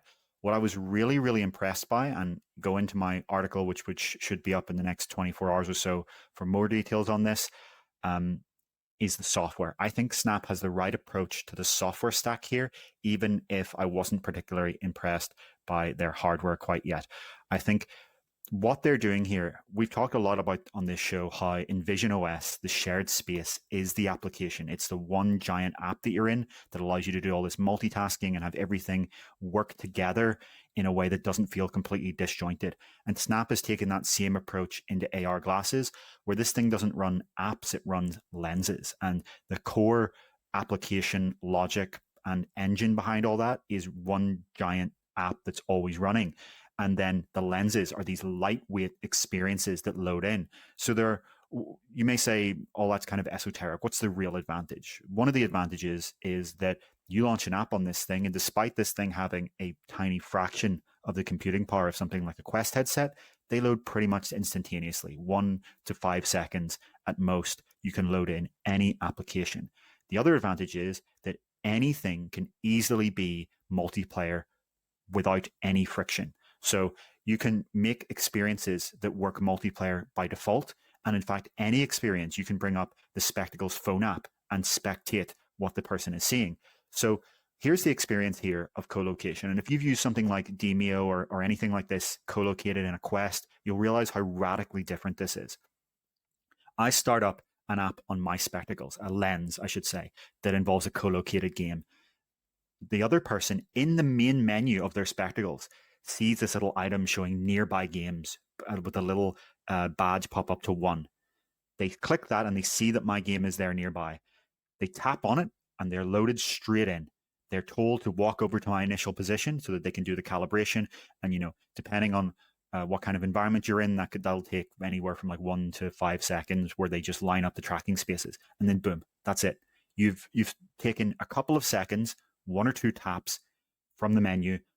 You're not going into an app and going, oh, let's start session, join session. Sorry, I need to spend 10 minutes updating this 2 gigabyte app, and none of that nonsense. None of this. You're just in the same session. All of this is so frictionless and well done. And that even extends to the developer experience. So there were some times I wanted to experience something on these Spectacles where I said, I want to see the hand mask. I want to see exactly what this hand tracking is seeing. And they didn't have an app that showed that. But the person demoing it to me from Snap was able to open up Lens Studio on their laptop, build this in maybe 30 seconds, and just hit play. And boom, it's sent wirelessly to the Spectacles. Because this isn't, compiling an entire game engine core into an app and sending it over like the traditional app model on something like a Quest headset. It's the logic and content is just being sent across. None of reduplication of everything. And this is immediately available on the Spectacles. The other thing that was kind of nice is their hand-based menu. Now, the one problem I found with that was, again, the field of view. So you look down at your hand and you tap a button to bring up the menu over here. But when you're looking at your hand, the field of view is such that you can't actually see the menu here. So I kept forgetting, had I just opened it or closed it? And, I would tap, tap, tap, tap, and realize that what I'm really doing outside my field of view is open, close, open, close, open, close, which is quite funny to me. So a lot of the problem here is that the content here has been developed by people who don't maybe have the hardware yet. And so a lot of the demos really, again, betrayed this lack of field of view. So there's a whack-a-mole game where, again, a great testament to the software stack. I load up the whack-a-mole game. Instantly, I see a silhouette on the table in front of me, and I move around with my hand and then tap, and boom, the game spawns on the table, locked to the table on that position of the silhouette. Beautifully frictionless and elegant software. But I go to play the game. So how it works is you just whack the table to play whack-a-mole. Everyone knows what whack-a-mole is. But at the distance of my arm length, where I'm actually seeing the whack-a-mole table, I can't see all of the holes at once because of the field of view. So there is a solution to this. What they could do is make the board smaller and have me use my fingers instead. This is an example of how you as Ian is pointing out, it is possible to design for a small field of view, but everything has to be done with that in mind, because there were some experiences here that just didn't work, in my opinion. There was one that would, add like foliage and kind of magical elements to all of your walls and make you in this kind of immersive environment, something we've seen in like, Stranger Things on Quest. But the problem is, the field of view is such that you're seeing this in such a small percentage of your walls at once that you don't get any feeling that your room is being transformed. There's another one, the golf experience, where you're using your iPhone as a 6-DoF controller, which I have to say is really, really cool. It's crazy that no one has done this, turning your iPhone into a 6-DoF controller. It should be something that's available on Vision Pro. Developers would have a field day with this. And yeah, Ian has been asking for this for a long time. To be clear, in this doesn't involve, oh, I got to go and install an app for every game. You just open the Spectacles app, and they say they can integrate all this into the Snapchat app in the long term. And then it just works, right? It just pops up and works because, again, all of the engine layer code is built into the OS and app, and all of the application is just building on top of that in a high level way. It's the visionOS approach taken even further into AR. But the problem I found with this is, instead of doing like a mini golf thing on the ground, it was like a portal into a virtual golf world, and this just didn't work because the opacity wasn't there, so it wasn't like a real portal. It was like I could see through it, which didn't work. And when I'm looking down here, I can't really see much of what I'm swinging at. It is Spectacles was for me a demo of just how compromising the field of view of transparent AR still is in everything except Orion, which, to be fair to Snap, Orion is probably something like 5 times the cost of these things. They are selling them. They're not selling them. They will rent them to developers for $99 a month. You can't even buy them. Whereas Meta's, they say they cost $10,000 to make, and they're not selling them to anyone under any circumstance. What I do think, though, is that when you take this as a overall device, right, it's standalone. It has excellent hand tracking. So that completely works. You can there's an app logic here, an app system, an app there's an app paradigm here that is the right approach, I think, for this kind of compute. I think this could, because of its availability and feature set, despite the field of view, be the Oculus DK1 of AR glasses. So DK1 arrived in 2013 and was also deeply flawed. It had the basic, you're in VR, it had field of view. This doesn't, but it had you're in VR, but it had a huge problem being resolution, right? The DK1's resolution is laughable by modern standards. There are some people out here that call, Quest 2 low resolution. If you were around in the DK1 era, you would honestly find it hard to believe just how low resolution this thing was. You're talking less than 10 pixels per degree. We're talking like maybe, 5 pixels per degree or something like that. Truly awful. But the bare bones were there. You didn't even have positional tracking with DK1. So it was missing this fundamental feature that we have today. You didn't have track controllers, but you had something that developers could start to think about the medium with and use and start the explorations. There are some of the biggest, most successful VR studios today that started with a DK1. And I think, not in a direct analogy of cost and time. DK1 was $300. This you can't even buy. DK1 had field of view, this doesn't. But in just what this may represent for the developer community, if they can get this widespread enough, this could be that DK1 moment where a larger group of developers get an AR glasses style device for the first time and can begin to think about it. Though I do think this is further away from a consumer product than DK1 was from the Rift CV1. I think we're ready to move on to the Apple section because I am ready to dig into some of the things we've talked about here in relation to Apple, because it all comes full circle with what Apple is doing, and the pushback across the industry. Like, these things don't happen in vacuums. It's not like Snapchat did what it did this year just because that was their vision all along. They did what they did this year in this way because everyone else is doing their own thing and they have to figure out how to compete.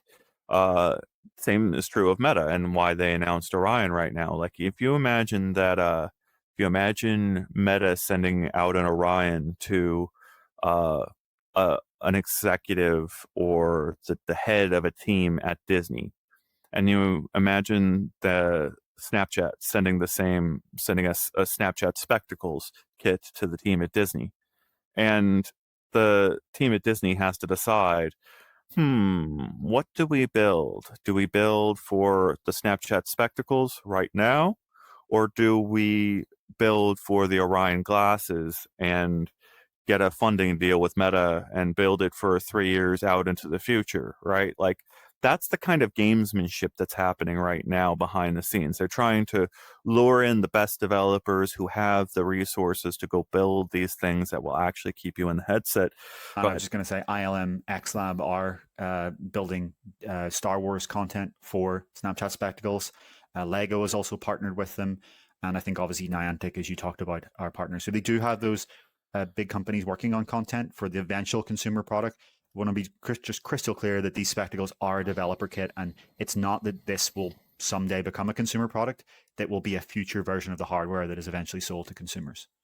Yeah. All right. So that, yeah, again, very careful explanation there. Your description of the whack-a-mole game is really upsetting. Like like you did such a careful breakdown, but I've said it in multiple places in my own words that immersive gaming is not at home on this medium. Like, it's not the word immersive doesn't work when you're below 50 degrees field of view. It's you're not there. The content isn't there. You're constantly always reminded of the edges of your field of view. But going back, the reason I focus so much on the Peridot experience, I think there's an opportunity to build the AR operating system, that entire software stack that you're discussing around the virtual pet concept, around the idea of embodying something else as the repository of your entire software layer. And in fact, this is I could argue this might already be, like, in Siri. If you pull up Siri inside Apple Vision Pro, you get a giant floating alien sphere, the Eye of God, the what is it, the biblical representation of God or whatever. That's what the sphere that appears in front of you inside Apple Vision Pro kind of feels like. You can imagine that sphere as the entire operating system in AR, because it's framed just right. Like, it's going to stay inside that field of view. And you can have things pop out in different directions, or you can have the shape of the thing change. You could reskin it however you want. But as David is kind of restating, and we're both kind of arriving at the same spot, unless the entire software stack assumes that your field of view is limited and has content come out from that limited field of view, it's like a false start. It doesn't feel good every moment you see that content cut off. Yeah, no, I agree with you. Developers can figure out some types of content that will work with this. Like my example with the whack-a-mole is make the whole board smaller and have you use your fingers instead of your hands, right? There are practical ways to do this. Just take things that are big and make them smaller or make them further away, right? It sounds silly, but it really is what they'll have to do in the short term.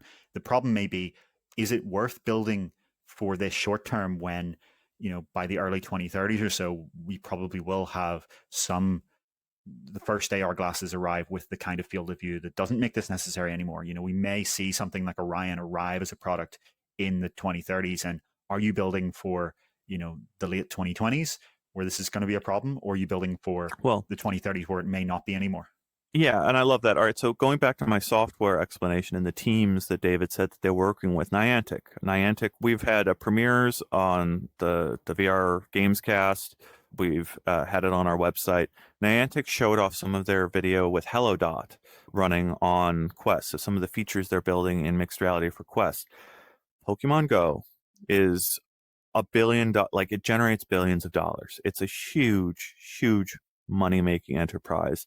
And Niantic, the company that built it, built other games first, and then they applied those principles from that game to the Pokemon brand, and that's the game that went and made billions of dollars. And that's where, like, if you think about AR and what is possible, I would go buy Pokemon Go as a system selling game for me. I would go buy the glasses that had that game pre-installed, or it was the first experience, or it was the operating system, as I'm implying here, I mean, even right? if it was just on the App Store, I'm sure you'd buy them still, right? Oh, sure. But my point there is that there's value in paying Niantic for exclusivity periods there. Yeah. And that's where we're starting to think about, right? Is who is going, how much money does Niantic need, and who is going to pony it up for them, and how long is their period of exclusivity? And all of those questions are going to be answered as soon as, like, either Meta or Apple or one of these companies takes what Snapchat just did a little bit further across the line to a first consumer AR product. Yeah, so Niantic have been exploring the software side of this for years. I don't think they're the limiting factor there. I think, yes, you'll need to give them some money to get it across the finishing line, but I do think this company has been begging for someone to go and build the hardware for something like Pokemon Go to work in the real world. I know Orion is the first pair of glasses where this would actually work, because I do agree with you that Pokemon Go is this benchmark. When can you go to the park and have a Pokemon battle with a friend in the park? That would be a truly magical experience. The problem is, if you try to do it with the Snapchat Spectacles developer kit of today, you had to choose which Pokemon do you want to look at, your friends' Pokemon or yours, because you're either, with the field of view, either looking at theirs or you're looking down and seeing yours. And that's not a really compelling battle experience if you can only see one competitor at once.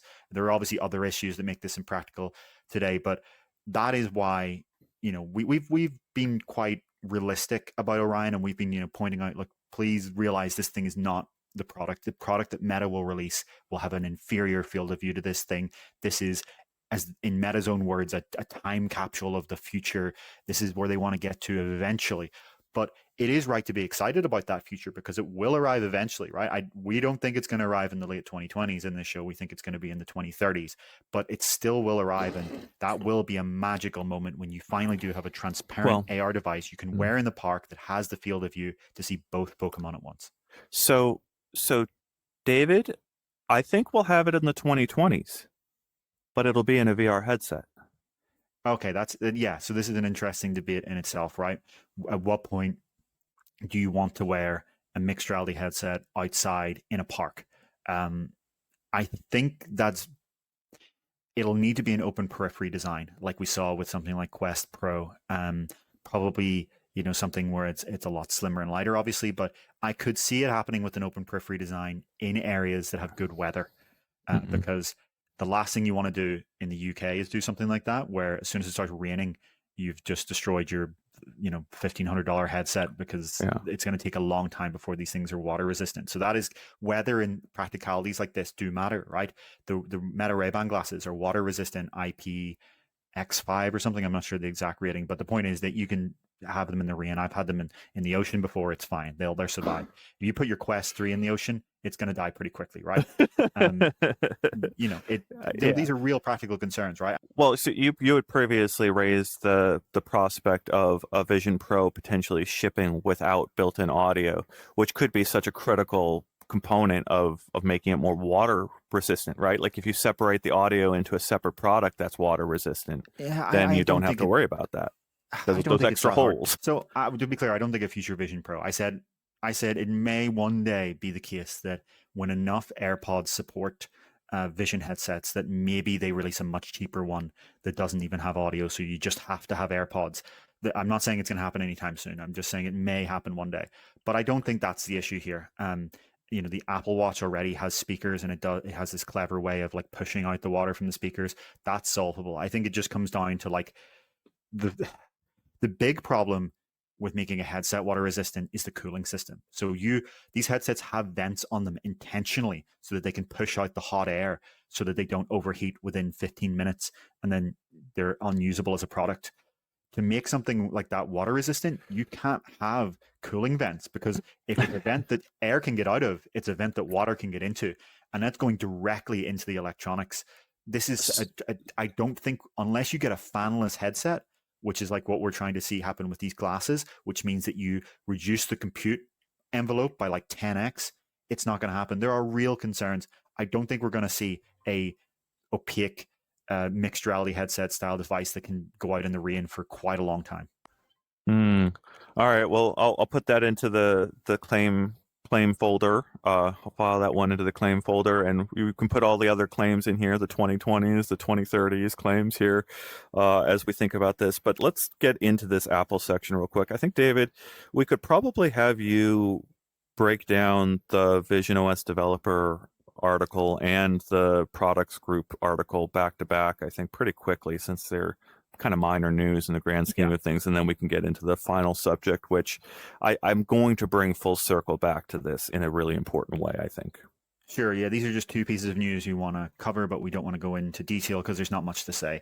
So Apple hosted this cozy WWDC. That's a nickname for this. It's a developer event for visionOS developers at its headquarters. We think there were something like 170 or so developers there, and they were just kind of having these sessions, these one-to-ones with developers, trying to really build up the visionOS developer base and its expertise, because that's still really the core focus at Apple with this product line, right? They're still at the point of they've released a piece of hardware, they've got the visionOS operating system, they're building out the SDKs, they're trying to see what are developers going to do with this? Because right now, a lot of the pitches of Vision Pro remain the built-in first-party software, right? It's using Apple TV to watch 3D movies, or Disney, which is, a second party, because I guess they're a huge partnership there.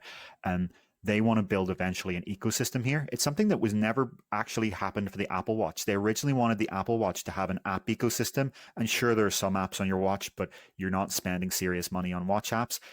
Big question for Apple will be, can they actually build out a proper app ecosystem for visionOS and Vision Pro? The reason we really wanted to cover this story, though, is just to, in some ways, shed light on the fact that the idea that Apple has abandoned Vision Pro, that's said by some people, is utter nonsense.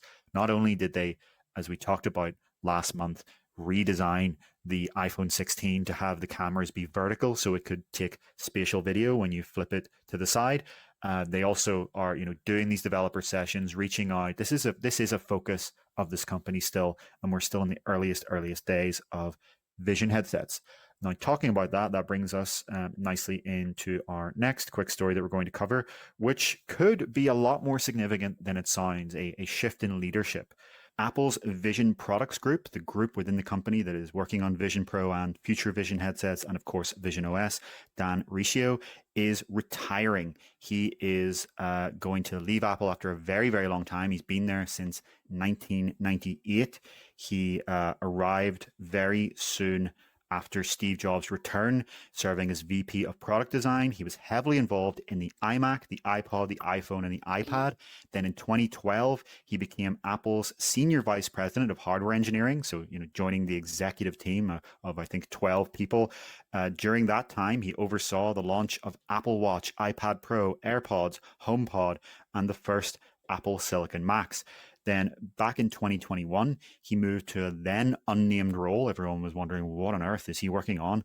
And it turned out to be the Vision Products Group, which was then called the Technology Development Group before they'd actually figured out the Vision Pro name. The Vision Pro name actually came very soon before the reveal. So it was this mysterious Technology Development Group. And we had actually noted that group, that we'd seen people from Meta and some early VR people move into that group and be hired.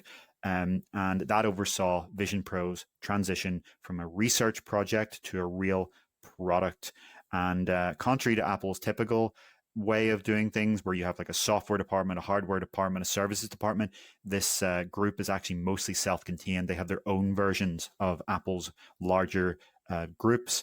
And former Dolby executive Mike Rockwell is the guy who actually runs it from day to day. Bloomberg, that broke the news of this, called Rockwell Riccio's lieutenant. And that's pretty much seems to be true. Rockwell is obviously the one that's publicly talking about Vision Pro back at WWDC. It was him revealing it at the latest WWDC. It was him talking about the updates to it. So according to Bloomberg's report, the Vision Product Group will now be directly under Apple's Senior Vice President of Hardware Engineering, so the guy who took over from Riccio back in 2021 when he moved to the Vision Pro, John Turnus. And so the interesting thing about Turnus is that he is actually billed by most analysts and spectators, including Bloomberg, who released this report, to potentially eventually one day replace Tim Cook. He is considered in analyst spheres to be the most likely future CEO candidate. So Mike Rockwell will continue to be the guy that really runs the Vision Products Group from day to day, but the Vision Products Group will be directly under this guy for the foreseeable future. And this is interesting because when the person overseeing something like this, the chief, the overseer changes, that could mean changes in strategy, right? So we've talked over and over about on this show about how Apple is working on, according to a dozen different reports, a cheaper non-Pro Vision headset. And we've also talked about how recently it seems like they're working on a Vision Pro refresh as well with the M5 chip, a massive leap there, M2 to M5. But that was before this move, right? This retirement is supposed to happen later this month. John Turnus may come along and say, cancel that one, change that one, start this completely new headset and do things this way. We don't know what's going to happen here. A leadership change like this can have massive implications. We've seen at Meta how leaders have changed so often over the years, and their entire vision of what VR should be or what the software layer should be has completely changed. So I think, maybe Turnus says, Rockwell, just keep on keeping on, do what you were doing. Or maybe he says, let's change everything. This could be a moment where the future of the Vision product line diverges from what it would have been in a different timeline where Riccio stayed on for 10 more years. Yeah, so, and I appreciate your context. They're not sort of suggesting he didn't go to the place of maybe they cancel the product. Because I think there's a bit of news out there that it didn't get widely reported, but it was pretty apparent that in the months prior to actually revealing Vision Pro to the public, they gave a lot of demos internally to Apple executives, to the top tier leadership. And that whole process, that whole decision-making process coming from Tim Cook on down to ship the headset and cancel the car project indicates to me that this is a whole team-wide effort at the very executive level. It's not just one person seeing this as the future of the company. This is an entire suite of people all saying, we think this is the future of the company. And so I appreciate your context there. I think I'm ready to move on to the final subject here, because I'm going to bring this full circle from content back to hardware here, because I got to try out Submerged prior to it releasing in Apple TV, to be clear. So this is an Apple immersive video. It's about 17 minutes long, a scripted short film made in 180 degrees 3D super high resolution format. Never seen anything quite executed to this level of quality, to this level of detail, with this many things done right for the medium. I've seen some really terrible 360-degree videos over the years. I saw a war epic I remember was done back in the day with Jaunt, I think it was, and they had a big budget to have war effects like tanks or something. And it was incredibly disconcerting. You're in there in VR, you're looking at this actor that is standing over here, and the actor feels uncomfortable because they're not used to presenting to a camera like that. And that was my previous experience before I went into Submerged here. But what I want to give here on the context going full circle is a little thing that happens. Apple basically invited me to a building in another part of New York to attend a pre-release showing of Submerged that to me felt like a red carpet invite. It wasn't a red carpet invite. There's no wall of celebrities going by. There's nothing like that, but it's the same general concept. And what they told me was, if you've got Zeiss lenses, you should bring those, or you could bring those. And I'm like, yeah, I do have my Zeiss prescription lenses for my Apple Vision Pro. And so I popped them right off my headset and I put them in my little VR bag so that they were protected. And then I took those to the demo. I got to the demo, walked in, and waited a little while for them to give me a headset to put on. But the very first thing is like, I brought my lenses. Can I use them? And they're like, oh yeah, but do you have your app clip code? And What I didn't think about that. Oh no, I just went through all this effort to bring my lenses so that I've got the best possible experience seeing this on this headset, and I forgot, or I didn't think to bring the code. And one of the Apple reps points me to my phone and says, "Well, go check the Health app in your phone and see if it's there."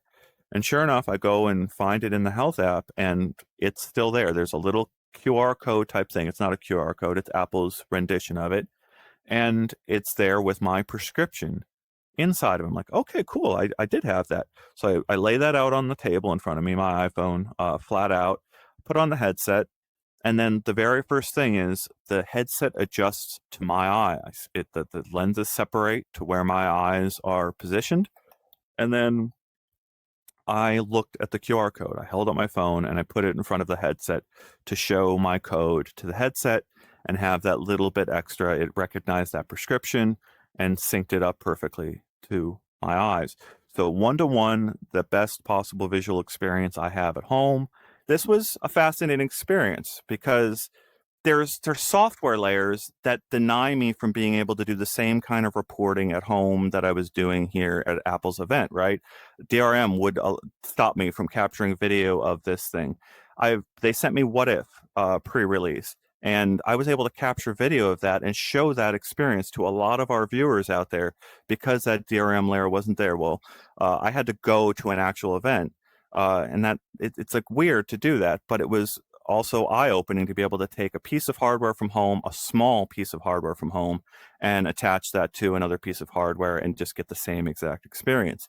Now, the experience itself was incredibly eye-opening, 17 minutes long, taking place on a submarine, World War II era, and it shows you an entire like path.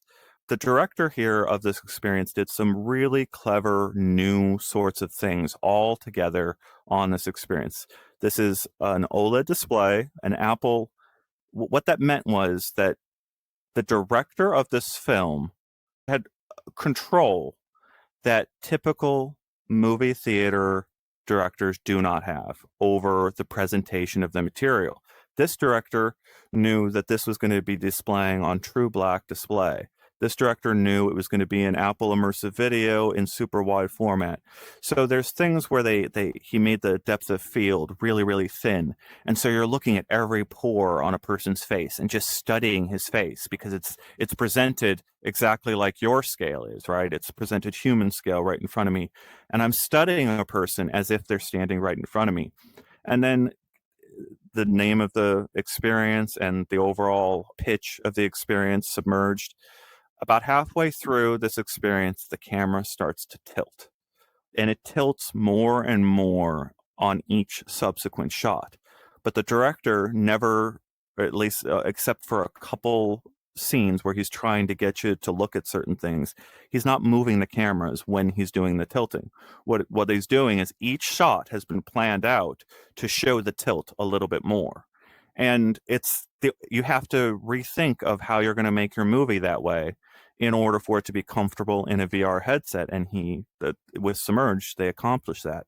And narratively, all the way to the end, this tilting of the camera angles continues to the final shot, and you take a deep breath of fresh air. And I felt the hairs in the back of my neck stand up because I was affected by the film in a very short span of time. And it's a simple little story. It's not a big epic. It's just a little intimate thing. And you feel all that intimacy come across because of the control the director has had over this entire pipeline. And that's what it's so important to get across. I've gone to so many terrible movies because they've abandoned the pipeline. No one is controlling it. IMAX tried for years to say we're only going to show the best IMAX projection in a certain number of theaters, but it fell flat, right? You go to plenty of IMAX theaters and you get a substandard experience now because, again, it's the same thing. You're not controlling the whole flow. Well, Apple showed what is possible when you control the flow of those photons all the way from the interior of a World War II era set, right? A set that's made to look like an actual submarine, all the way to those photons coming out of an OLED display through prescription lenses to your eyeballs. And it's phenomenal. I joked with Apple that they should release this for Quest 3 and Quest 3S so that people could compare the underwater scenes to the underwater scenes on the two headsets, because I'm pretty sure, I just suspect that when you see the underwater scenes in this thing, those would look like a muddy mess and unwatchable on a Quest headset. And it's really important to understand those differences for our audience out there.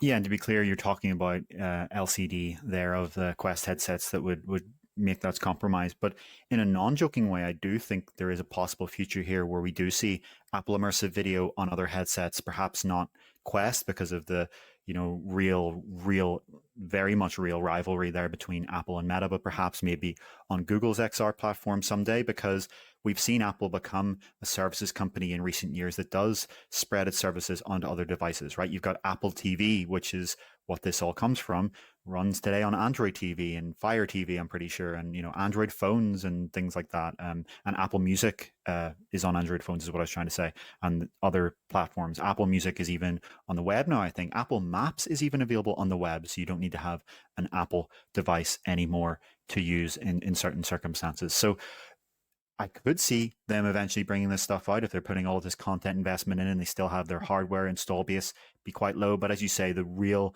proper way to experience this would be on a Vision headset with micro OLED displays. And some of the pushback I've seen from our audience so far in the trailer for this and the announcement is, this isn't new. We've seen 180-degree 3D VR videos before. Why are we talking so much about Apple Immersive Video? And I think the thing for me is that it's finally passed a quality threshold where it can be good now. And Apple has really cared about quality. And one of the real problems, as I've said before in this show, is bitrate, where so many of the 180-degree and 360-degree videos of the past have had this awful bitrate that you see practically as like blockiness all over the image. And it just makes it look really unappealing and not like you're somewhere else. Whereas with Apple Immersive Video, you've got 8K resolution, high dynamic range, 3D, spatial audio, and high bitrate. And when all of that's brought together, and then you have the right camera that's good enough, and in this case, as Ian's pointing out, you have a director that's an experienced Oscar-winning director building for this new medium and building content that can actually be compelling. And I do think that we're still in the early days of this, but if you imagine this, done for a TV series or a proper movie that's full length, you could really start to see Apple Immersive Video be one of the selling points of Vision headsets in the future. And today, yes, as we always say, sure, $3,500 is a ridiculous price. We're not saying that this is going to make you go out and buy one of those if you're not already interested. But as Vision headsets get cheaper and lighter over the coming decades, I think this really could be one of those selling points. And a key point here is that you're not going to get this experience on AR glasses, because not only is it going to be a long, long time until AR glasses can do full opacity, but even then, like by their very definition of being glasses, you don't have your periphery included. You're seeing the real world. So you're not going to feel like you're submerged in this submarine through transparent AR optics anytime soon. But when you put on an opaque headset, again, whether you want to call it an XR headset, mixed reality headset, VR headset, doesn't matter. When you put on one of these headsets, you can really be transported to a different place. And Apple's investment in this is a key sign that it doesn't just see Vision headsets as a stepping stone to AR glasses. This is going to be a real product line in itself. Yep. Very big future here for Apple Immersive Video. I think that's what they're trying to indicate. They also showed me clips from the NBA All-Star game. That was a fascinating comparison to see as well, because in 2018, I went to a NextVR invite, a Lakers game, to see a Lakers game in real life. And then I put a Gear VR on in the stands to compare what the streaming was in Gear VR from the cameras that they had on the actual court to the real life thing. And it was amazing how it's separated, right? Like it's the Gear VR was so bad because of the bit rate coming through it and because of all of those things compared to what I'm seeing in the real world. You can imagine a lot of people just closing the book on VR right then because of that lag of difference, right? If this is the best streaming possible right now, why would VR ever take off? Well, here we see the execution of that. Here we start seeing, like I said, controlling the entire flow of the photons all the way from them entering the camera to them coming out into your eyeballs. That is the end of our discussion here today. Thank you so much to our audience for tuning in. We'll be back next Thursday with VR Download at 9 a.m. Pacific. We've got VR Gamescast with Don Hopper on Tuesdays, and we've got a lot of stuff coming up as we put together a bunch of shows through the end of the year. We've got great coverage coming on UploadVR.com all the time. Please become a member or patron to support our work directly. It means an enormous amount to see your support out there, as well as thank you to all of our members out there who have already done that. We'll see you in the future. Thanks so much, everyone. Again, apologies for this being a pre-recorded episode. We hope that we can be live again next week. Thanks so much, everyone.